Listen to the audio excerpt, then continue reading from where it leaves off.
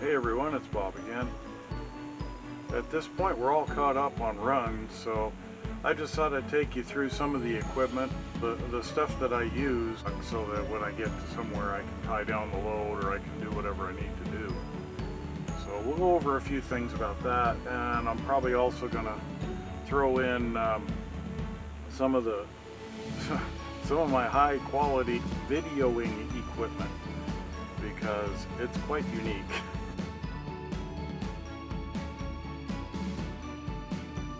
The most important thing that you have for equipment is your gloves. And I pretty well wore these out, but we're still making do. The tape measure is very important. You need to, especially with oversized, you need to measure your distances and overhang and all that. The other thing that I like is my cordless gun here, because it makes it really easy work of getting in these boxes.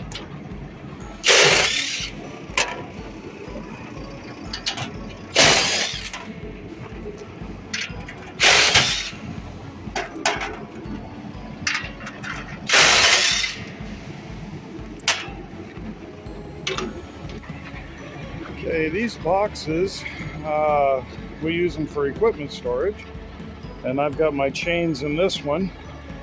That just makes it easier on the driver's side to pull the chains this way and do the straps on the other side. So, and that's what this is. The other side. Now they set it up for the chains to be on that. I like to have my chains on the driver's side, so I move them over there. These are the hookups that go into the bumper, and they came with the truck. I've got two of those.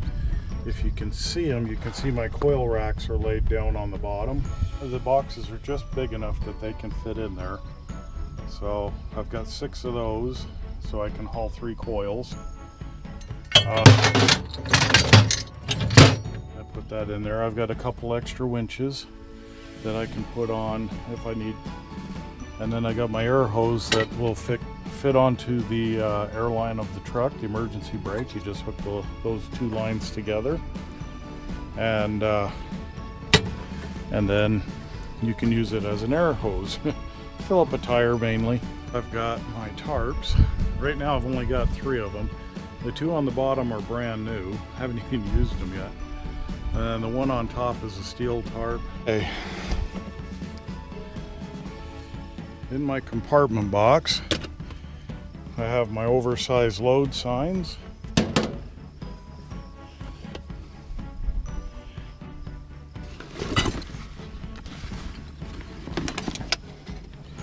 Okay, here's my bag of snakes. I call it that because they bite and grab everything. But you need a whole bunch of bungees, and this bag is the best thing I've found to kind of contain them, and as you can see, it still doesn't work 100%.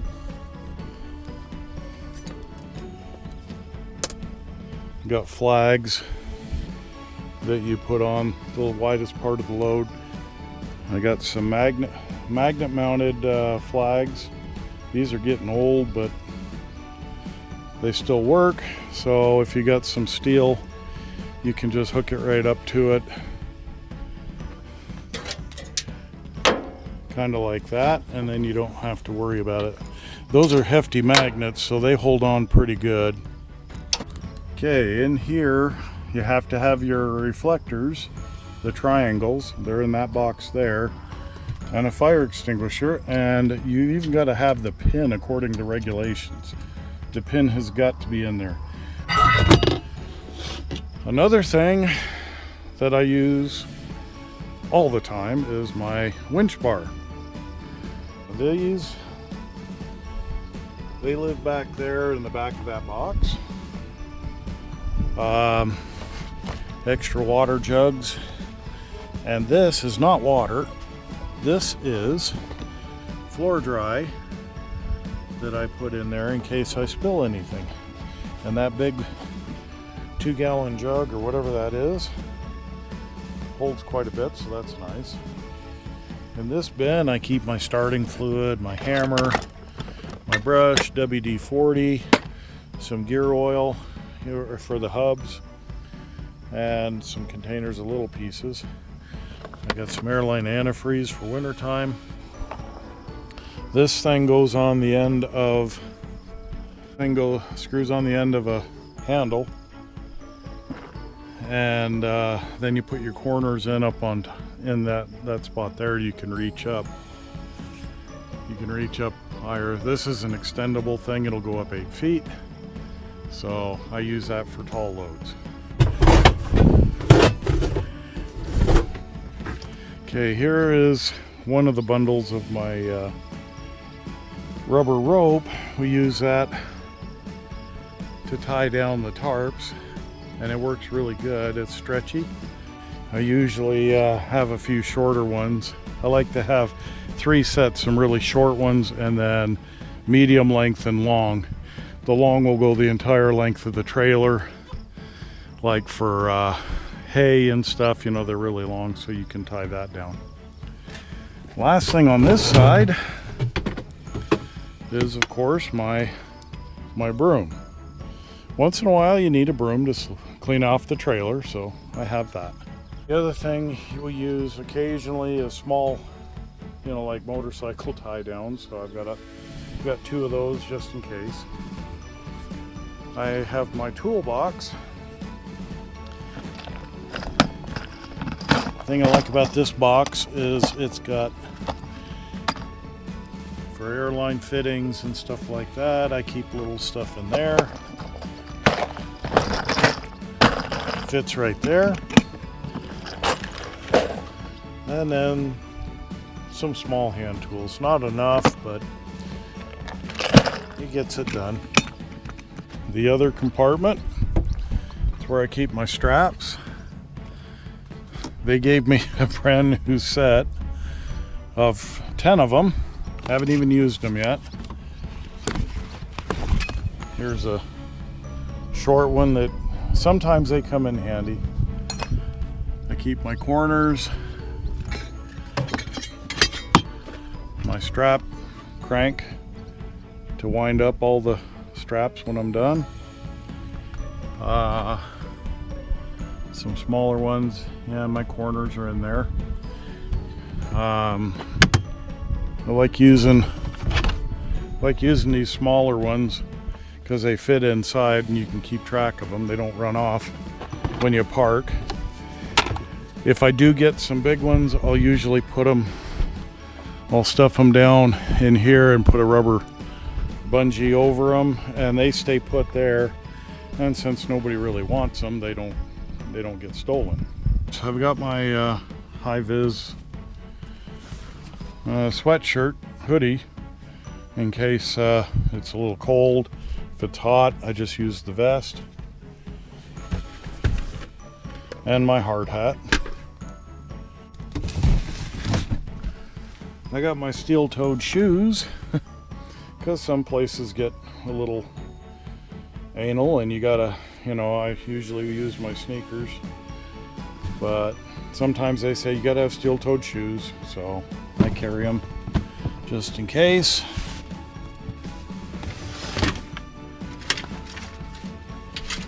Okay, the other thing,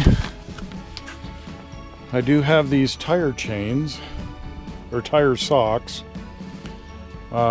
There's 2 in each of these bags.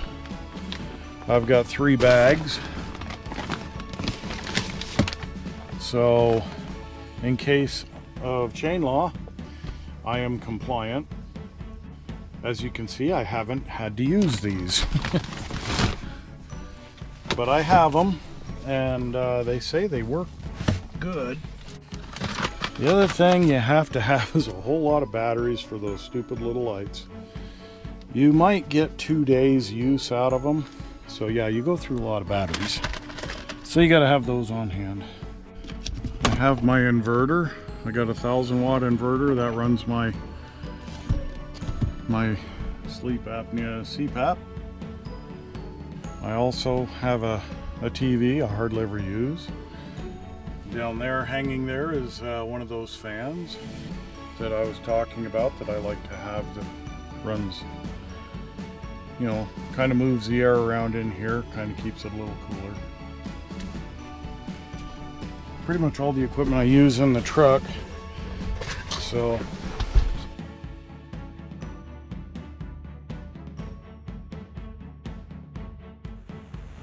okay, for starters on my videoing equipment, I've just got an old GoPro Hero 4. Actually, it's one of my kids and they just quit using it, and so I kind of commandeered it.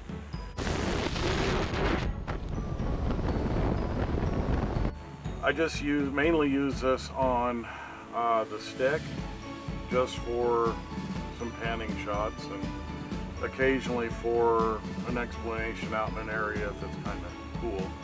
Okay, we're using the GoPro right now. We're going to show you some of the equipment that I use in the cab. I have this Chinese whatever knockoff camera. I built that mount under there and clamped it to the hand grab, and that's the one that it's aimed right at me in the driver's seat and works pretty good. I have an external microphone. The transmitter's plugged into the mini jack, and I have the microphone right up here. That way I can, it's about the right distance, it's not too loud. It does pick up a little background noise of the truck, but that's just what happens. This dash cam right here, that's an Aki that the company bought a couple of years ago. That's how I kind of started this whole thing, and it works pretty good. I built that little mount that goes to the visor clip, and it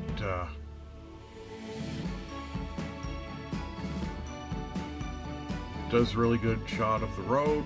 Now this one here is the new company camera, and it's hooked up on the cloud, so I don't get any of the footage off of this one, but they like this one because they can save whatever clips they want. They can see where I'm at. Okay, I used to have a different camera for on the back of the headache rack here, but I just built this new one. We'll see how it ends up working. It's an old Aki that I built this bracket, and it slides down over that and holds it in place, and then I can plug in there. Okay, and then I run the wire there, and I run it through the sleeper door and plug it into one of the sleeper outlets. So that way I have a camera facing back here, facing the load. So when you see a shot from there, that's usually what it is. An old dash cam, and I use this clamp. I took it off the fan when it died. This one came out of one of my cars years ago, and it just sat around because it quit working. It works okay, but it doesn't work as good as some of the other ones that I've got. As far as editing equipment, I just use my laptop and just download everything onto the computer. I use the Microsoft editor. It's easy to work with, so but it doesn't do everything I would like it to do. I'm trying to learn how to use DaVinci editor, but that one's kind of complicated, so I'm having a few issues in trying to figure out to do what I want to do. But I do want to improve my editing, and I think I've gone as far as I can with Microsoft Video Editor. So we're working on transitioning into a different editor that way. But